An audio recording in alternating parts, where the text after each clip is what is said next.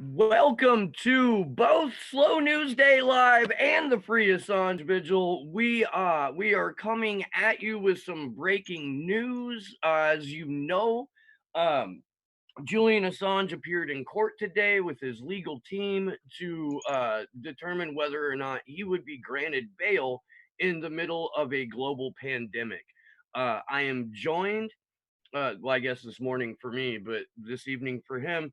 I am joined by Muhammad Al Mazi. He's a internationally renowned man of mystery and wonderful writer.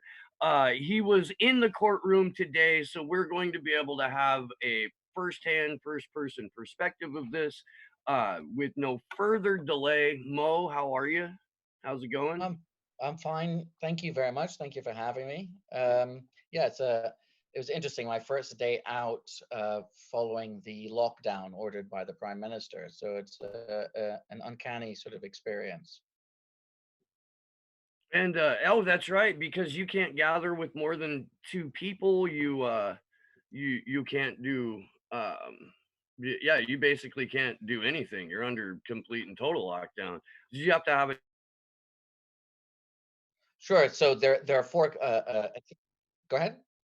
No, go ahead. Oh, okay, sorry. There are four exceptions, which is if you need to go to and from work, and only people who can't do their work from home are supposed to go. And of course, this was happening in court, so I went down to court. If you're going to provide somebody with care or medical care, or to receive medical care, if you're going to pick up food or other like basic necessities like medicine, and if you're going to do your one exercise, you're entitled to like one exercise type thing a day. I can't remember if they explicitly say ideally for an hour, but with no more than with only with people. If you do it with people, only people that you're living with. Otherwise, they're saying, yeah, stay at home. Don't visit friends. Don't visit family. Um, Stay at home to allow the opportunity for as much as possible for the virus to die off or to be contained, and also for the preparations within the health service to be made as they're trying to beef up the health service, which in this country has been sort of undermined via privatization for many years. Um, so yeah, so that's basically the picture. And there's also the proximity thing: stay, 2 meters away from people. Uh, um, if you touch things, try to wear gloves. Don't touch your face or wash your hands after you touch things. And so, yeah, it was interesting in court where they did their best to sort of implement this, going through security. The person with the wand was standing 2 meters away, which was interesting. So, yeah, just on a How does practical level. real I don't Yeah, mean yeah. to interrupt, but how does a security sweep with a wand work when you're 2 meters away? Like, is he Uh, leaning into it? Is it there that is a degree cartoonish? of leaning, and I think they can increase the sensitivity of the wands. I think they have sensitivity settings. Yeah, I mean, I just have to assume that that's how it because he was and it takes some getting used to, because like I said, this is my first time out, so there are lots of things that I keep forgetting about the 2 meter distance thing. Yeah, of keeping 2 meters as much as possible. I think it was at 6 feet, they say. But yeah, there are only a few of us in court. And just one slight correction: Julian Assange appeared via video link. He did not appear in person. Belmarsh Prison is a couple of hours away from Westminster Magistrates Court, and that's where this particular hearing was held. Although the next hearing for the 7th of April will be held next door to him, literally next door to the prison where he's being held in Belmarsh Magistrates Court. And that's a case management hearing, correct? That's true. That's a case management hearing, and according to the current schedule, that will be the final hearing before the substantive extradition hearings restart on the 18th of May. Although, given everything that's happened, it may be the case that date is vacated. That was strongly suggested by the defense lawyer actually today, that it's highly unlikely that things will continue as scheduled, especially since actually prison visitation has now been closed off as of yesterday, the 24th of March, following four separate prisoners being confirmed to have COVID-19 in 4 separate prisons. Um, so all visitation now is temporarily suspended, suspended till further notice, and that includes lawyers meeting with their clients. That I have so many problems with this on so many different levels. It so at least in the US, unless you've got special permission to be in the same room physically with someone, almost all visitation is done through like a 3-inch thick plexiglass wall. Mhm. You can't even have direct contact with an inmate. You are basically at all times by yourself when you go into the hallway to go to the visitation room. Like, this is something that can be done, and you can still allow families of prisoners some semblance of contact, at least here. I don't know how it is in the UK. Um, but you can at least still have some semblance of contact without violating any of these protocols for the coronavirus. Eh, I've never been to Belmarsh prison. So I used to work in law before I joined, came into journalism. I've never been to Belmarsh prison, but I have visited clients in other prisons. And when we met clients, we were in separate rooms, like me, counsel, sitting in a room that was just me, counsel, and the prisoner and client with the door closed. So I don't know how things are set up. You know, if I know they don't have, for example, there are like 100 staff apparently from Belmarsh who are isolating apparently prison, right? So we don't know if that is because they suspect they have symptoms or it's preemptive. Um, but there's also the issue of, I think there's also the issue of facilitating it. But yeah, no, not all of this is done via plexiglass. Um, and also you need to have, I think there's also the issue of fewer and fewer people going to work. So if you have fewer staff, then there's fewer people to facilitate visits. Also, I don't know if you're aware, but there have already been complaints going for months now of just poor access with Julian Assange and his clients, well before this COVID thing became an issue, even before it was, blew up on the world stage, where they were making complaints to the judge saying prison authorities are denying us proper access. So it's already a sort of system that is, let's say, not exactly conducive to proper time spent with between incarcerated and family, or incarcerated and their lawyers. So you can imagine that part of it will be a resource issue. But yeah, actually, from the perspective of just the spread of the illness, all the medical reports, all of them say, including a report I recently saw from and reported on from the World Health Organization, say that prisoners are especially at risk, that these places are practically like reservoirs of illness, that they are often sites where illnesses not only spread rapidly, but make their way to the rest of society, right? It's because of the high concentration of prisoners within, and in fact, this goes to some of the arguments being made, by the way, in favor of Julian Assange's emergency bail application. So perhaps I should just go straight to it, and I can sort of list the types of things they discussed. Yeah, let's do that, and then we can also talk about what the court had to say about it and why Yeah. that's bullshit. Okay, so so there are 3 sets of main speakers. Edward Fitzgerald was the only lawyer present. He's the barrister speaking there on behalf of Julian Assange. Everybody else was there via, so the other lawyers and even some journalists were there via telephone conference. And that includes the prosecution, Claire Dobbin, who is speaking on behalf of the US government. So it's important to understand that the US government is the other party being represented in court, not, say, the British government or the Crown Prosecution Service. And the US government was there opposing his release. They spoke first. Their main arguments were, and I just, maybe I can get a quote correctly.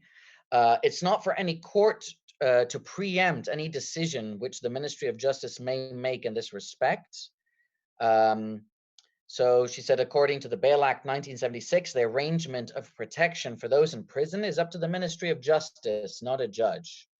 She also noted that it's been widely reported that the government may start releasing people on temporary license after risk assessments have been done.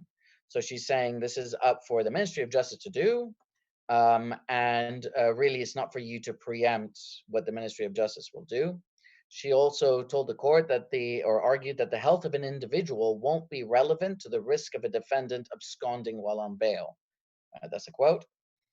She said, to continue, we say that on behalf of the United States, there are substantial grounds for believing that Mr. Assange, if on bail, would abscond, would commit other offenses, or would otherwise obstruct the course of justice. He's already indicated that he's willing to go to almost any lengths to avoid being extradited to the United States. We say that the risk of flight is insurmountable, she argued. So you get the idea of her main arguments. This is the lawyer representing the United States government. She spoke first via a telephone link, as I said. She also then specifically dealt with the fact that, hey, look, there was another extradition case towards Sweden, and there was surety guarantees that were made, and people who spoke on his behalf, and arguments that were said that he wouldn't want to reduce the image and the reputation of WikiLeaks, not only himself in front of his supporters, that he's a man of honor, that £100,000 was put up, etc., as collateral, and then in the end he absconded, right? And then he absconded to the embassy. This is what she argued. Okay. And this is quite important because the judge ended up referring quite strongly as well to this case.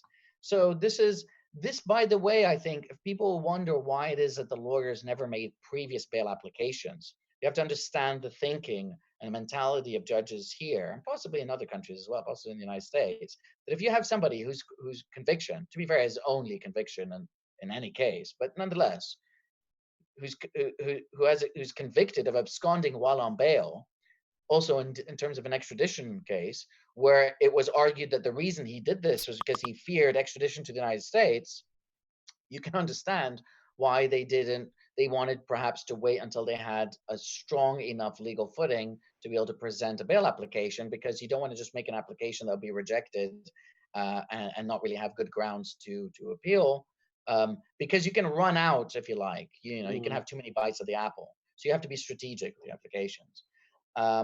And that was the main argument of the other side. So what I already said, along with the fact that, look, he was on bail before and he violated bail, so you can't trust him, right? If anything, he said this is about extradition to the United States. Well, the reason he violated bail before is because he said he feared extradition to the United States. So that's their argument, right? Then Fitzgerald comes along. He says, look, this was historic. The factors that were in play 8 years ago aren't in play now. His father will be based here. In fact, his father comes back and forth between Australia, spends like half his time here. Also, his partner with children will be based here. In fact, his partner's identity was not revealed. There was a push for her name to be made anonymous, to be anonymized. The judge didn't agree, but she did agree that there would be a reporting restriction, at least until 7th of April, and then it'll be up to the press to argue why the anonymity should be pulled. Press did try to argue today that it was pulled, not me, but one of my colleagues at Press Association did try to argue that it's in the interests of the public to know what his partner's name is, but there's also concern about the children being harassed, etc., because of the media frenzy. So, but that's a side issue, really. So she submitted her own witness statement saying, look, it's me, his children, we're going to be based in this house. It's separate, it's not close to London. So it's not like there's an embassy that he'll be close to that he'll run by. There'll be all kinds of conditions, ankle bracelets, etc., that can be done. Fitzgerald also argued that, look, we have, people who are alleged to be violent terrorists who are kept in custody outside of prison, right? So there are means and measures whereby if we can do this with people who are suspected of being incredibly violent, dangerous terrorists, then we can do it with somebody who's not accused of any kind of violent offense, right? And then there's also the health aspect.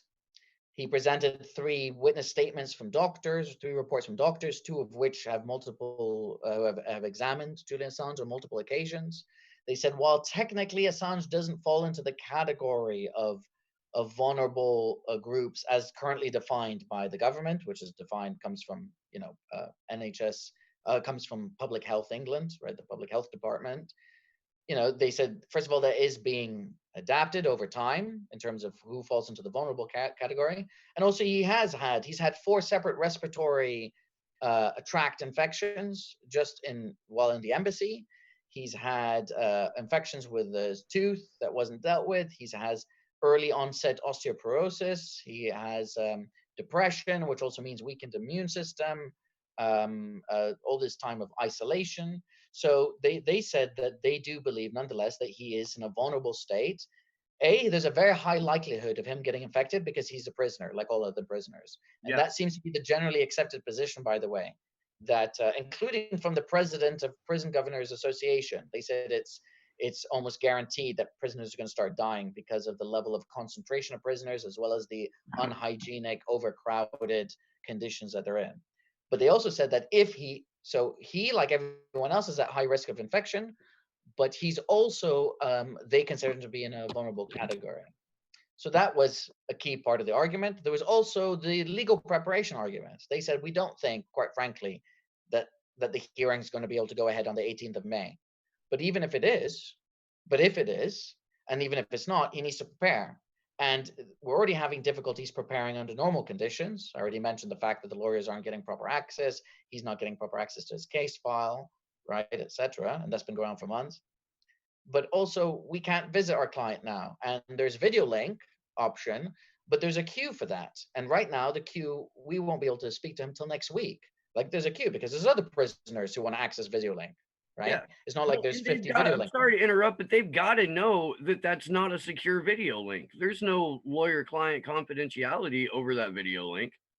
Well, that wasn't mentioned. I would imagine that if that was said to the judge, they'd probably argue that it is that this kind of video link would the government can be trusted not to listen in to, which would be ironic, of course, given the fact that the government, we know for a fact, was spying on him, lawyer client conversations while they're in the embassy. But anyway, that's a separate issue.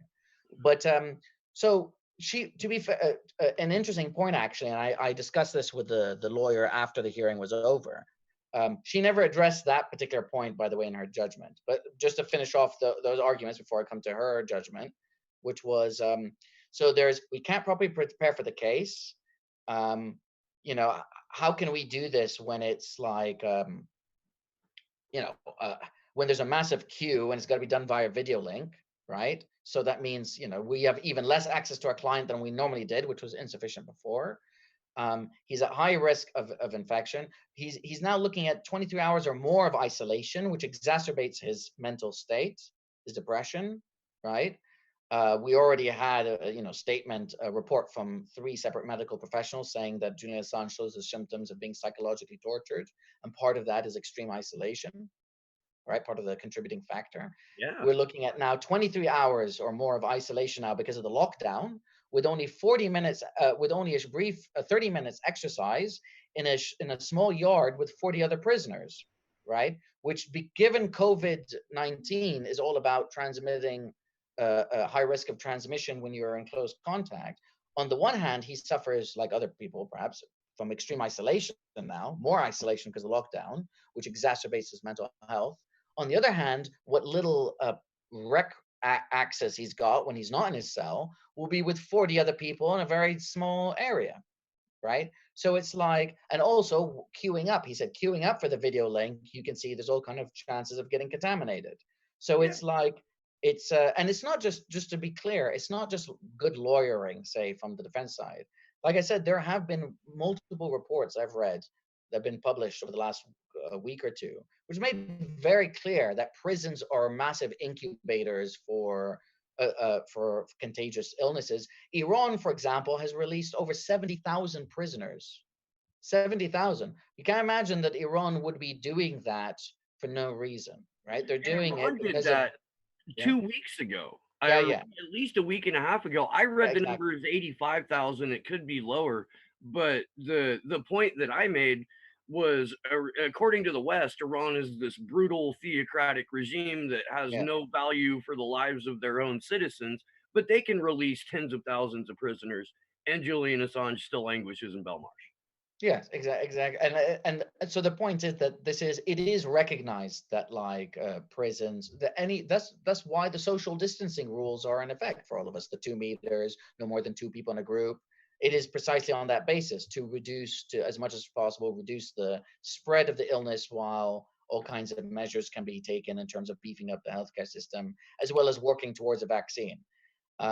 So these are the main arguments posed, right? That you can take more severe conditions to ensure that he doesn't abscond. You know, the kinds of things that you would do. Think about the kinds of things you do for somebody accused of serious terrorism offenses, but who isn't imprisoned, because that is done. House arrest, all kinds of house arrest. Um, there's the health. There's the legal preparation, also 12 guarantors. So they found guarantors and all the rest of it. So then the judge comes with her decision. Her decision was to refuse the application. She didn't address any of the parts in terms of violation of his right to due process or his access to lawyers. She didn't mention that in the statement. I should also mention right now that her statement was made pretty much immediately, so it was prepared. So obviously she'll have had some of the arguments in advance, right? Mm. It's not like she wouldn't have heard any of the arguments. Some of it would have been sent to her in advance to prepare, because that is normal here. Where Yeah. even though you have an oral hearing, legal submissions are made previously. But the point is, the arguments were made, and then as soon as the arguments were done, and it was clear that everyone had finished, he'd finished his summation. She took a breath and then started to read from a prepared statement. So she had already, it's clear to me at least, she'd already made a decision on the papers. I suppose arguably she might say, well, I could have been convinced otherwise orally and then changed my mind, right? So I made the decision on the papers on the basis that, I've made my decision, but I'll let people come up to their own decision about that. She outlined the brief history of the case, noting that he'd previously absconded from bail. She considered that to be quite significant. That was key to her decision. In terms of the healthcare aspect, she said, well, she notes that the three doctors disagree with aspects of the government's guidelines. Yeah, but she said, the government is being guided by scientific advice, data-driven advice from Public Health England. And I'm sure with all these people who are working, 1,000+ people in Public Health England working on a science-based approach, are providing the best possible rational advice for the government, and the government will base its decision on what to do with prisoners based on what they're being told. And I have no reason to consider that they will do anything other than what is in the best interests of the prisoners, right? So that was a key part of what she'd said, if you like. Does anybody Another buy that, by the way? Like, is that an acceptable answer to anyone sitting in that gallery? Well, I mean, people can't exactly shout out or anything, right? So you Fair enough. listen to the arguments and then you just go from there. She said, quote, "It's the government's responsibility to protect both the vulnerable and those outside the category. And I have no reason to doubt that Public Health England will provide the appropriate advice to the government to ensure the health and well-being of the prison population." She also then says later on, um, after a warrant was issued for his arrest, he remained unlawfully at large for many years, and he has every reason to try and abscond again. There's substantial grounds to believe if I released him today, he will not return to face his extradition hearing. There are no conditions that could allay this concern, and this application for bail is therefore refused. Right? So that was the long and the short of it is he has a history of absconding.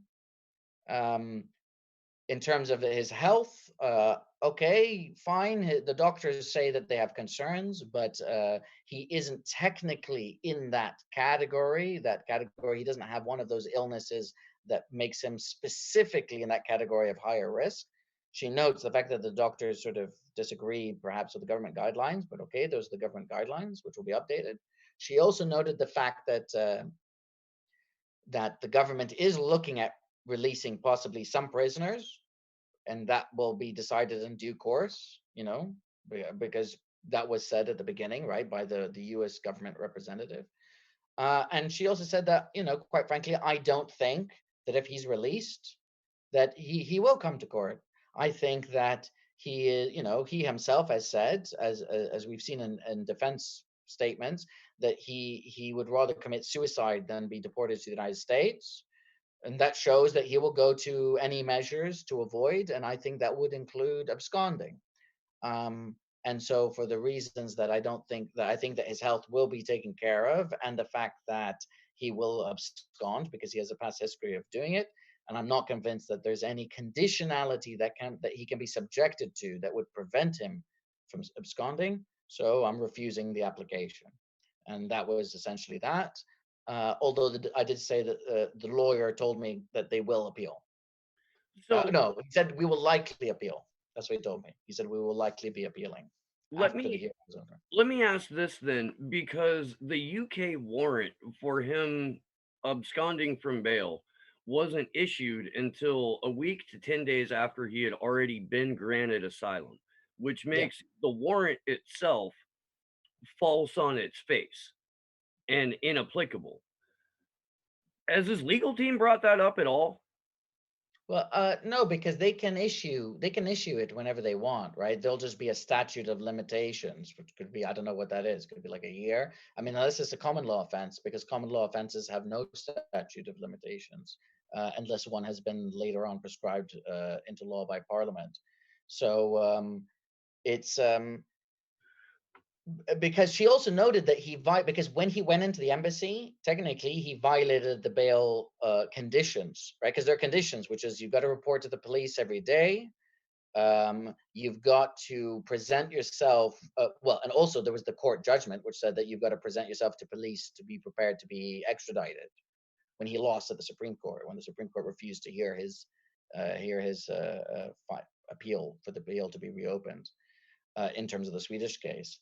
So that in of itself was a technical violation of his bail conditions, right? So she's saying he had an ankle bracelet, right? He had people who put up money. He had people who spoke on his behalf, you know, um, and he was granted bail, and the bail was challenged, and the government appealed, and it went up to the High Court, and the High Court affirmed his right to bail, and he went out, and then he violated it. Now the Fitzgerald was like, okay, that's true, he violated it, but to be clear, he didn't violate it by like running off into dungeons somewhere. He went and claimed his right under international law for diplomatic asylum. And okay, that ran contrary to English law, for which he was then arrested and convicted, and he's spent his 50 weeks in prison, right? So that was his argument, and he did try to say, like, look, before he didn't have his whole family here, his whole family will be here, or his key members of his family. So he did try his best to distinguish the facts, and he's saying, like, look, if we can keep terrorists, people who we say are going to blow people up, out of prison, but in house arrest of some form, then we can do it here, especially under the COVID. But her ultimately she was not persuaded. Um, and yeah, so in terms of that argument, I don't think that that would be a legal argument that they could pose. He did violate his bail conditions when he went into the embassy. There were multiple things he had to do, and he stopped doing them once he went into the embassy. And it's up to the government to decide when, if they want to issue like an arrest warrant. That makes sense. You know what I mean? They could be consulting. They don't have to issue it like on the day that he went into the embassy. Right. But there would be no point in raising that, because the point was he was found guilty in an English court, and you know what I mean. And she accepts that conviction. As far as she's concerned, that conviction is legitimate. So you always have to pick your battles as well with judges. You have to know which arguments will work and which arguments won't work. It will be interesting to see how it goes on appeal, though, right? Well, Because this is yeah, go ahead. can it seems like Barrister, whatever her name is, I uh, believe so. Yeah. the entire magistrate's court um, has a clear, demonstrable bias against both Julian and his legal team. And it's almost unfathomable to me that the legal team itself isn't making the argument in the press, at least, so that they can get the court of public opinion on their side, that this court is literally stacked against their client. And why aren't these people being removed? I think so. I don't know what it would be like in the United States. Over here, you would genuinely risk the wrath of the court if you do that. You also risk contempt, violating the Contempt of Court Act if you do that. So here, even if I were to write something, I could cross the line in terms of if I write something about the judge, if I write saying, "Oh, she's like a biased hack and there have been people who've written that, but like you're at risk of violating Contempt of Court Act if you do that. So, and if you're you have to understand if you're a lawyer, you risk your license. It's not you don't do your. It's better to leave it for the non-lawyers to make those arguments. If lawyers start doing that, they undermine themselves not only with the trial lawyer they're dealing with. I mean, technically this isn't a trial, but you know what I mean. With the main lawyer who's presiding over their case, but also with other lawyers, and I guarantee other judges, and I guarantee you they will not appreciate it. That includes appeal judges that you're going to be dealing with in the future when you start appealing either the final decision or other aspects of the case, like the bail hearing. This is a close knit group. You know what I mean? You Yeah, start, if yeah, you go against one of the judges, um, it might make you feel better as a lawyer, but it won't help your client. In fact, it'll almost certainly hurt your client. It'll hurt them if you get kicked off the case because you're then fighting something at the bar, fighting a suspension at the bar if you're denied. You know what I mean? Because they can, there's wide discretion in the end if a lawyer crosses the line. It's one of the ways that lawyers are kept in line is the fact that there are rules about your conduct both inside and outside of court. I know because of the First Amendment, there are lots of things that people are allowed to say, for example. Um, but here it's quite normal for example, for there to be reporting restrictions. So not only are there things you have to be careful about how you report about the judge, but if it's a jury trial, you're not allowed to report anything that will be presented to the jury, but that the jury haven't heard yet. You can only report about what the jury heard. So if I know that a witness is going to testify tomorrow that will say that this person, Jerry Epstein, did this to me as well. If I put that in an article before the jury hears that, I could go to prison. People have been prosecuted in this country. And yeah. I know it's a bit different from what you're saying, referring to, but I'm just trying to say that there are different sets of sort of rules in terms of how people can behave and what people can say outside of court when you have ongoing legal proceedings.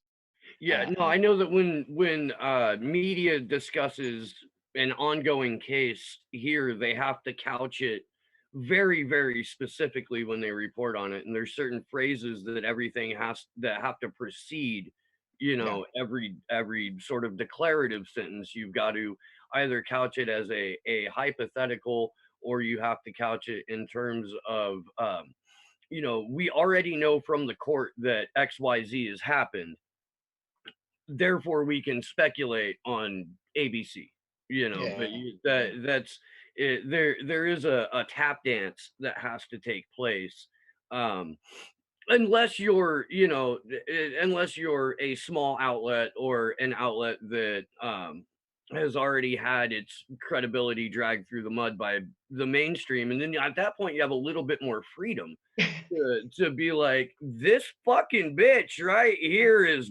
bought, Um, to be perfectly honest, there are so many things that you can be shut down for as an independent outlet here that you might as well just flop it on the table and see what happens. Like I mean, in terms of what I do at Slow News Day and what we're doing on the action on the Free Assange Vigil series, like we've already stuck our necks out before we even go live. It's right there in the title, it's right there in the name of the organization. Um, so we're going to scream about it, whether it's speculative or or already demonstrably proven fact. We're going to scream about it. I do appreciate the straight reporting on this because a lot of people get lost in the legal argy-bargy, and it's nice to have someone with a legal background like yourself present it in layman's terms. I appreciate the hell out of that. Oh, thanks. Yeah, sometimes I have to remind myself though, because it can be to do that, because my first drafts of things can often be just because it's natural for me to understand like the legal jargon to be, and also for whatever reason, when you spent years in it, there's part of me that's still sort of attracted to it. So I just have to remember that, somebody else will look at that and it just won't mean anything. So you just have to, sometimes I there's a balance between wanting to give as much detail as possible and then realizing that if it's too detailed and too long, just very few people will read it. And that I because I never want to give people the wrong sense about what happened. You know what I mean? I don't want to give them an unbalanced sense of what happened so that they can generally understand what was said. But at the same time, people don't need the 3 hours, almost 3 hour long hearing, by the way. So Yeah, people don't need the 3 hours. They just need, I think, the main arguments. They don't need to know that the in depth that there's this one court precedent that was cited where a judge decided this. I think the main thing is just to hear the main sides of the argument, which is he did it before, he'll do it again. Sure, he did it before, but he won't do it again. And his health and well being is paramount. That was the other thing. She didn't address human rights grounds, but I suppose she would argue she'd address that by saying that the health and well-being is being will be looked after by the government. The one thing I would point out is that, well, the government has already been called out on failing to investigate his apparent torture by the UN Special Rapporteur on Torture. yeah, And she was also told that there were already two suicides in Belmarsh just this year, right? So yeah, and there have been, I've only been at Sputnik reporting, for example, since November last year. So it's only been like 4 or 5 months now, right? And I've already done like four separate articles on four separate reports about abysmal prison conditions, right? So literally just four separate reports have come out in that short time about different prisons overall, Young Offenders Institute, adult correctional facilities, all the rest of it, of just failing grades and all kinds of things. People being doubled up in cells which are barely good enough for one person, let alone two people. You know, record levels of violence between prisoners, record levels of violence between prisoners and staff, record levels of self-harm, high amounts of suicide. This is all just in the last couple of years, right? yeah. So it's so what does that say? And just constant promises from government and Ministry of Justice. Yes, this is very concerning. We'll look into this. This is of absolute importance. This is paramount. And then just very little gets done. So it's that also should be seen as the context of this, right? So it's important to note that really, while this vigil and this conversation is about Julian Assange and his bail application, but it is important to understand that it's not like everybody else is getting stellar treatment. Oh, You know what I mean? you're absolutely right. Can I ask you? I don't know if you know the answer to this or not, but Okay. is there a precedent set where what the international law says overrules what English law says, or is that just applied as arbitrarily as it seems? Like, But how does that? What I'm probably saying this poorly. I've really only been awake for a little bit, and I'm undercaffeinated. no, no, that's all right. Um, That's all right. It's a good, very uh, good question, by the way, because that comes up specifically in this case. That okay, is an important question. I And mean, international law has been raised repeatedly in this case, and it will continue to be so because extradition treaties are part of international law, right? They're treaties between two states. So and it's already been heavily cited, international law. So I'll put it this way. So from an international law perspective, right? The highest form of international law is binding on all states, right? From an international law perspective. So there's something called customary international law, which, despite its name, is in fact the most binding form of international law. So it is now considered is the Latin expression called jus cogent, if you don't pronounce the J. That is considered to be the most binding force of international law, which basically says that there are certain principles which are so ingrained now, part of international law, that even if you have not signed a treaty, they bind you. So they bind all countries, and any country which doesn't apply it is violating that principle. And by the way, this is a position that is officially accepted by America and Britain, and their legal teams argue it at the Supreme Security Council, and they argue it in the International Court of Justice when their cases before the International Court of Justice. This isn't something that was made up by Mozambique, right? These are international legal principles that were heavily put forward by the main, most powerful countries in the world: Britain, France, the United States, China, Russia, right, over the last decades since the end of the Second World War. Now, despite that, there is a legal principle in this country that when international law and domestic British law conflict, domestic British law wins out. That is explicitly accepted by the courts here. So that if you have a conflict, an explicit conflict, right? So where international law will say, let's say, for example, international law does say that you cannot torture another human being, right? Under any circumstances, right? And let's say Parliament passes a law tomorrow that says under certain circumstances, you can do certain things that would normally be considered to be torture, including taking a blowtorch to somebody's face, right? According to judge-made law, according to the courts here, going back some time now, whatever Parliament says is supreme, even if it explicitly is contradicted by international law. That is settled law in this country. That's settled. That's not like up for debate. I may disagree with it. You may disagree with it. In fact, I do disagree with it. I've always disagreed with it. But that is from a British judge perspective, from a perspective of the judges. Obviously, if you're a judge of the International Court of Justice, you would disagree with that.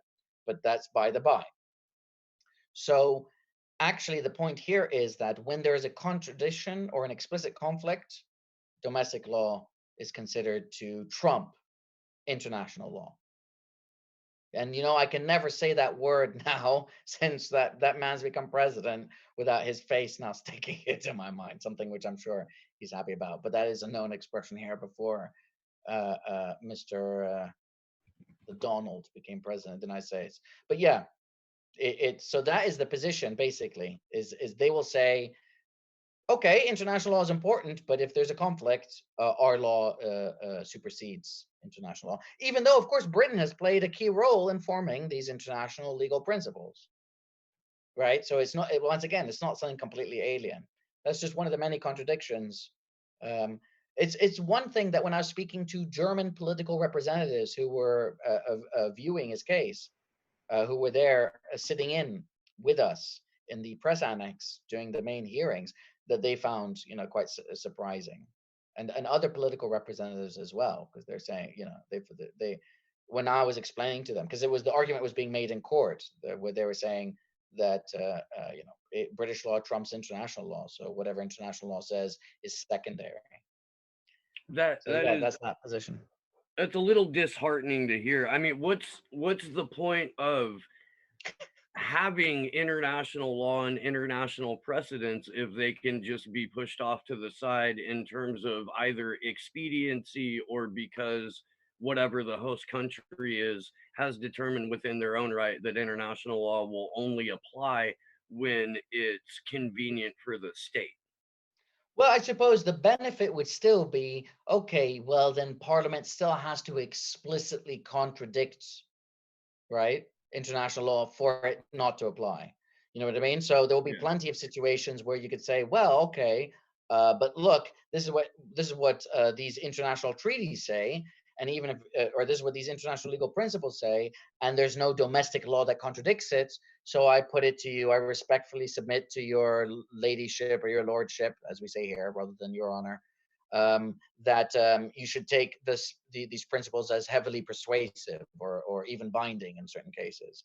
And in fact, in as Assange's case, where there is a dispute between an interpretation of the rules about the political exception, because that was a big key issue, was the political exception. The American lawyers, the lawyers for the U.S. government, were arguing that there is no political exception. And the British lawyers, or the Assange's lawyers, were saying, no, there is an exception, that if it's a political crime, you cannot extradite. And the disagreement was because in the treaty, the political exception, the exception for political crimes is there, the treaty, the Anglo-American treaty. but in the domestic legislation, it's not there. Now, what the defense lawyers were arguing is like, okay, but there's no contradiction because the treaty has it. Okay, Parliament saw fit to pass domestic legislation, an extradition law here without the but it's silent, and being silent is not the same thing as as explicitly saying we don't recognize a political exception. So literally that's the kind of thing that the decision will turn on, is an argument that they'll say, well, it's silent, so technically the treaty is still valid. um, but that is literally what it's like here. Whenever you're speaking to a judge, they will always be like, okay, where's the domestic legislation? Which, on a certain level makes perfect sense, because we exist in a world of nation states, and sovereignty from the perspective of these states, and is that domestic laws what should apply, and even though international law is formed by states, right, and through the actions of states. But yeah, let's be honest, part of this is just about power, Oh, right? It's about for power, certain. right? These are the most powerful countries, and obviously the most powerful countries will have the attitude that the laws apply to us when we say they apply to us. This is a point that was made to, Assange has an American lawyer who was also here during the main hearings, and I spoke to him, and I pointed, and we discussed this point in the United States, because in the U.S. Constitution, the U.S. Constitution explicitly states that the country will be bound by international law. I don't know how many people know this. I mean, it says it right there at the beginning. It says this country will be bound by the law of nations. And the law of nations is the old term. I mean, when I studied law, they still use that term, the law of nations. So it was the name of one of my books. The law of nations is just the old school term for public international law, right? But he said what happens is, whenever people try to raise an international legal principle, judges quite often will say you don't have standing to raise that as an individual, right? So you know what standing means? Standing just means whether or not you have the right. Yeah. So that's one way the courts can get around it, is to say, well, you just don't have standing to raise this particular international treaty. You don't have stand, or what have you. So it's the difference. A perfect example of the difference between theory and practice and the application of the law. Okay. Um, Trying to think if there's any more questions I have. There's a bunch of stuff that I need to get to today. So the case management hearing is set for the 7th. Has the UK made any determination about what they're going to do with upcoming court cases? I know there was a statement made about uh if they thought it was going to take more than like 3 weeks, they weren't going to do it. Maybe I have that wrong. Maybe that's the I US. thought it was 3 days. Three If a days. trial, if a jury trial, that's for jury trials. If a jury trial looks like it's going to take more than 3 days, and it will be scheduled for April or after, or no, up to April, then they should be adjourned. I think they said for now. Um, Cases which have already been scheduled should be left alone on the basis that hopefully they can be completed. Um, they also said other mechanisms that can be used, like video link and what have you, whenever possible, should be taken advantage of. I didn't see from those rules that you're referring to, I didn't see anything relating specifically for magistrate court cases. So jury trials are not held in the magistrates courts; they're Right. held in the high court, or in the like Central London Criminal Court or the Old Bailey or what have you. So those are separate. Those are cases on indictments. That's what the term indictment here means, by the way. If you have a jury, Okay. right? So those rules are specifically looking at that, but I imagine eventually of course, they're going to be looking at rules to deal with magistrate court cases as well. It's important to note that most cases are magistrate court cases. So most people don't get a jury, Right. right? You either get a single judge or you get three magistrates, which depending on whichever you think might be better, because at least magistrate, there's more than one person Yeah. deciding Yeah. the Yeah. fate. Yeah. But it's not guaranteed, and that's where most cases are. It's only if under certain circumstances, like if you face more than 12 months in prison, certain offenses are indictable only, like murder, I think rape, etc. Okay. Okay. Yeah. I Um, mean, here we're, um, I guess, dissuaded from going through a jury trial simply because the process becomes so long, drawn out, and expensive. It's punitive to the defendant yeah, to pay legal fees and take the time either out of their life, either incarcerated waiting to go to trial or on house arrest. It's the system is designed solely to benefit the prosecution. to And browbeat you. I was told that if 5% of people who are entitled to jury trials in the United States 5 or 10% actually requested their jury trials, the entire system would come to a standstill yeah, because it's so centered now around plea bargaining, and people, you either get 3 years if you plead guilty, or 25 years, or 15 years based on the way I'm prosecuting you. You don't have that here because there's no such thing as plea bargaining. You can't plea bargain here.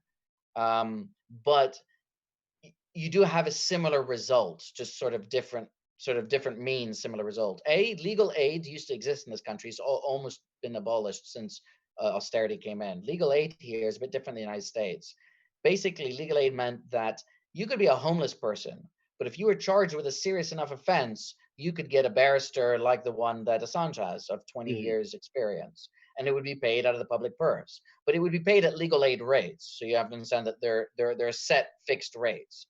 yeah, The right, and so any lawyer, as long as they're on the list of being a legal aid lawyer, as willing to accept legal aid clients, could end up representing you. So you get the best lawyers in the country representing you at fixed rates. Yeah. Now, if you wanted, you could still choose to pay more to get specific lawyers and all the rest of it, of course, right? yeah, But so I was very impressed with that system when I came here. The fact that like that meant that like literally, like I said, you could be a homeless person, but if you were accused of like a very serious offense, you'd get a very qualified lawyer, right? And it would be paid for you, and you'd only pay if you felt it necessary, right? Well, that's pretty much gone out the window, right? yeah. Over the last 10 years. So legal aids have been almost all but abolished in most cases. Now you risk like losing your home if you're able to get a mortgage to pay your legal fees. That wasn't a thing before. For many, many years, possibly even decades, that wasn't a thing. You couldn't go bankrupt paying your legal fees. Now you can. Also, in terms of legal appeals, you used to get legal aid, you don't anymore. Certain types of cases that were deemed to be in the public interest to challenge the law, you could get legal aid for that. That's pretty much disappeared. Not 100%, but largely the number of cases now where people would get, because it's considered to be a serious, like assisted suicide, challenging the law. If it was Mhm. considered to be in the public interest, the legal aid board would give you funding so that you could challenge the law, things like that. So pretty much we are coming in line with your system, even if we don't have pre-bargaining. Like Assange, for example, there would have been a time he would have been entitled to legal aid for this case. He's not. He's having to raise the money, Yeah, yeah, yeah. right? 10 years ago, when I was in law school, he would have had the money from the legal aid board from the legal aid system to represent himself. I So it, was yeah. for a personal anecdotal story. The last time that I had to go to court um, for breaking any series of laws, I was represented by a public defender, but my public defender was a Fourth Amendment specialist. Like that was his area of concentration for the law was our Fourth Amendment, which protects illegal search and seizure. Um, I was pulled over for driving while poor in a town called Saratoga, California, which is very, very, very high rent area, very exceedingly, astronomical property value area. I was in a mid 1990s Pontiac Grand Am, I believe. Uh, and yes, I pulled over for driving while poor. The car itself was a piece of shit. I was overheating. There was traffic on the freeway. I couldn't just sit there idling or my goddamn engine was going to explode. So I cut through this town, got pulled over. Within moments of me getting pulled over, there was the cop and his training officer, and then another cop, and then another cop, and then two more. And by the time it was all said and done, Mm. because I would not consent to a search of my vehicle, as is my right, Yeah. there were six cars, nine cops, and everybody had their hand on their gun. Right. Um, I knew that I had 3 pounds of cannabis in the trunk, Yeah. and I knew that it was going to a veterans collective to be donated. Yeah. Was planning on getting a receipt for that, as a matter Yeah. of fact. Um, but when we finally went to court over it because I didn't consent to a cinch, so they towed the car. As soon as the tow truck went up, that gave the police officers the quote unquote legal right to tear through the car. They find the Essentially circumventing the Second Amendment. Is it? yeah, No, not Second Amendment. First fourth, Amendment. yeah, Fourth Amendment Fourth Amendment, on search procedures because they're saying absolutely, like you won't consent. Fine. Well, then we'll just tow it. So we'll take your property and then search it anyway. So yeah, it's a end run around the Fourth Amendment. absolutely. And by the time that we went to court over it, um, the attorney that I had been appointed by the state or the county, I can't remember which specifically does the appointing in this case, uh, was like, "I have never seen a more blatant violation of your Fourth Amendment before in my life." By the way, I got the transcript from inside the officer's car, where the training officer specifically says, "Let's see what we can find." And the cop came back and was discussing, he's not letting me search the vehicle. I told him I would tow it, and he said, "Okay, I'll just take off," because that's what I said. "All right, I'm gonna fucking split for this. You guys have fun." Um, the training officer is on tape saying, "How can we unfuck this?" So by the time we went to court over it, the public defender that I had would just, he brought the cop up onto the stand. He asked him a couple of questions. The cop would lie on stand, and the lawyer said, "Okay, roll tape." And by the third time he said, "Okay, roll the tape," the initial judge that I was in front of was like, "You know what? I got to dismiss this case. This is ridiculous. I can't believe you guys were this incompetent and this unprofessional. Get the fuck out of my courtroom." Um, But in the process, I lost the car, I lost the 3 pounds of cannabis, I lost the phone that I had because they confiscated my phone. Um, and let's see, what else did I they were trying to charge me with, drug selling paraphernalia because the brown paper lunch bags I had for my children's school lunch were also in this car. And they wanted to give me a what was it, drug production materials or some shit like that. They wanted to give me an ancillary charge for that.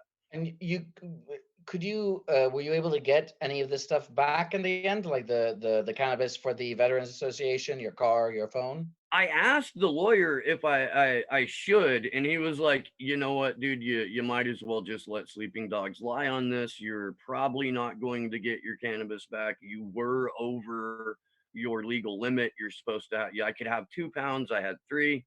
Okay. Um, What uh, about the car and the phone? the car itself was a I think it was a free car or like a $500 car or something like that. Like we it was our secondary mode of transportation, but important all the Consider it to same. be a write-off or Yeah, yeah. It's what the whole thing was basically a giant loss.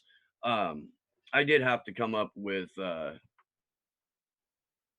some cash to pay back the initial cost of the cannabis because it wasn't mine that I grew. I was just hmm. going and I was And what transporting. about the legal fees? The le So, because the case got dismissed in my favor, I think I only had to pay like a $75 court cost for making people show up. I didn't have to pay any attorney fees. I didn't have to pay, yeah, that's all I did. I just had to pay like a $75 court cost. and that was it. That is interesting, that isn't it? Because I've noticed that more and more in the UK is just these ever increasing fees. And the idea of having to pay a court cost. So the state, right? The state is taking you to court, but you have to pay court costs. So once again, that's something that as we some of these things were recently introduced in this country. Some of them I think have reappeared after many, many years, after being abolished for many years because they're deemed unfair to the poor. And of course, what does it say when things were abolished like 50 years ago or 60 years ago, 80 years ago, and slowly start creeping back in? But even the idea, so like right now, I could imagine after that kind of nightmare, you'd gladly pay the 75 bucks. Be like, wow, I got off lucky. But why Yeah. should you be paying anything? Why should you be paying a court fee for having what the temerity to defend you to plead not guilty when you're arrested? Right, right. No, you're absolutely right, and the system as it stands here in the US is designed to, increase the amount of recidivism in the court system because they will give, lots and lots of fines and court fees and whatnot, And you can't and pay it off, so you get dragged back in. You can be used as free labor in the prison system, and then more fines that you then have to absolutely. pay, and then they just pile up. It's like a bank, a predatory bank, except it's not the bank; it's the local government doing it. Yeah, and it keeps, I don't know if the UK has private prisons, about 6 or 7% of the prisons in the US are privately owned and operated, and they have, a contract with individual states for funding. If they don't have X amount of beds full, they don't receive their federal subsidies, so then they have to shut down. So it benefits the court system to keep the people like to go after private prisons here. I always make the argument that if you shut down every private prison in the US, we would still have, 94% of existing prisons. And Yeah, while it's important to do that, it's, barely a dent in the system. But it is an perverse exceptional incentives. moneymaker for the Yeah, state. yeah, those are perverse. Yeah, because what ends up happening is that you end up having additional economic incentives to further entrench sort of policies which are already negative in their nature. We have private prisons here, and that their operation is run. But not just that, even not just the prisons, even the security people who were in charge of securing Julian Assange, right? When he's taken out of prison to court and back, or when during the main hearings in February, the people there in the dock with him, overseeing him, are a private security firm known as Serco. It's actually Serco is a massive conglomerate. They provide all kinds of, you know, services to immigration, like criminal justice issues, as well as health and transportation. And it's one of these giant sort of monstrosities that provide services in all kinds of different fields. And prison, the home office related matters is just one of them. So yeah, it's what it is here. Privatization is quite often in the form of there's two main forms, right? One where something is completely sold off and is completely a private business, like a British Petroleum, right? So that used to be state owned, right? There are loads of things which are British Telecom, BT, right? Used to be nationalized. British Airways, right? Used to be completely state owned. There are loads of things that were just sold off, right? During the fire sale of Thatcher and beyond, and then on labor. But others which are privatized in the sense of outsourcing. So instead of it being public organization, it's a private organization which will deliver certain parts of the services. So there's a private company which does the transcription. So you have to pay a private company if you want to get the court transcripts, right? You can't do it yourself. You can't get a recording and do it yourself. The recording goes straight to a private company. A private company provides security in certain aspects. A company might do the transportation of certain goods. A private company might do the laundry or the catering and things like that. So more and more aspects of certain public services get privatized, and that private companies tender and then get the contracts and then get to make a profit on off of it. But it also means that things are just so poorly managed, right? Because you have so many different organizations with different ways of doing things. And of course, it's more expensive in the long run. And staff tend to be treated worse because where do you make your money? By paying people worse, less, right? It's Yeah, labor is yeah, yeah. where the more you pay your staff, the more, human beings are paid, the less profit there is for an organization. So and that's how the private prison situation is here. It's prisons are privately managed and run by different companies rather than, I don't know if they necessarily completely own and operate. I don't think we have the contracts unless they're secret contracts. I don't think they exist the way you have them in a state where you have to ensure 95% capacity or you violate Yeah. Yeah, yeah. so we're not yet at that level. But the problem is here anyway, they wouldn't need that contract because we're bursting at the seams with our prisons.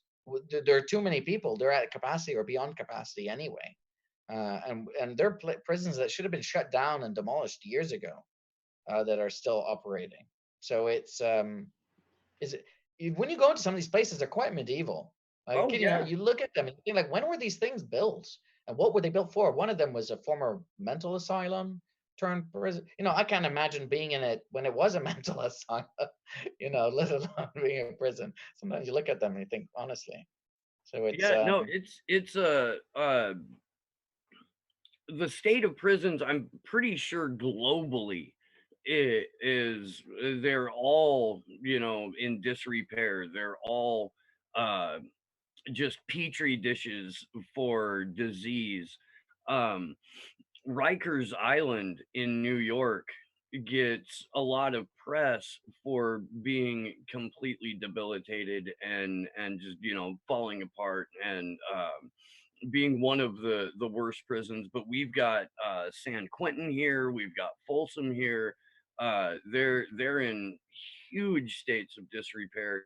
Right before this virus took over 99% of the news, they Mhm, were finally starting to run stories about all of the inmate murders that were taking place in a Mississippi prison, in one particular Mississippi prison. mhm. Now that's completely gone out of the news, and that prison is allowed to operate as they were operating. Real quick, Rob Juno, thank you for the super chat. I will absolutely have Mo back. Um, I'm going to go ahead and wrap now because I Cool. do have a lot more to get to later and I have to take some time out to get some chores done around the house. But I want to thank you very much, Mo, for coming on the show. I always try to get primary source accounts when this happens. And I appreciate the fact that you are able to get into the courtroom as often as you are, and that you do have the legal background to not overly emotionalize what was Mm. happening. Please tell the folks where they can find your work. And yes, please come back to the show. Okay, yeah, thank you very much for having me. You guys do great work. I'm impressed with how consistently you have your video broadcasts. People can follow me on Twitter, which is just my first initial of my first name, which is M for Mohammed, and then my last name, which is El Mazi. That's at M El Mazi.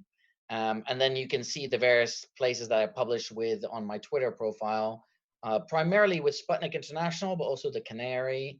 I have my own blog, which is the interregnum.net, and there'll be some others. And I generally speaking, if there's something that I think that I've written that I don't think is like terrible, I'll tweet it out so people can just follow me on Twitter. I was on about a 2+ hour live stream with Gordon Dimmick yesterday, and Oh yeah, I know Gordon. he made sure to give you a shout out to his audience. Um, that was a wild show, by the way. Gordon was uh, Gordon was getting nice and tuned up during the process. Oh, We was covered he? we covered a lot of ground. Um, but yeah, so thank you very much, Mo.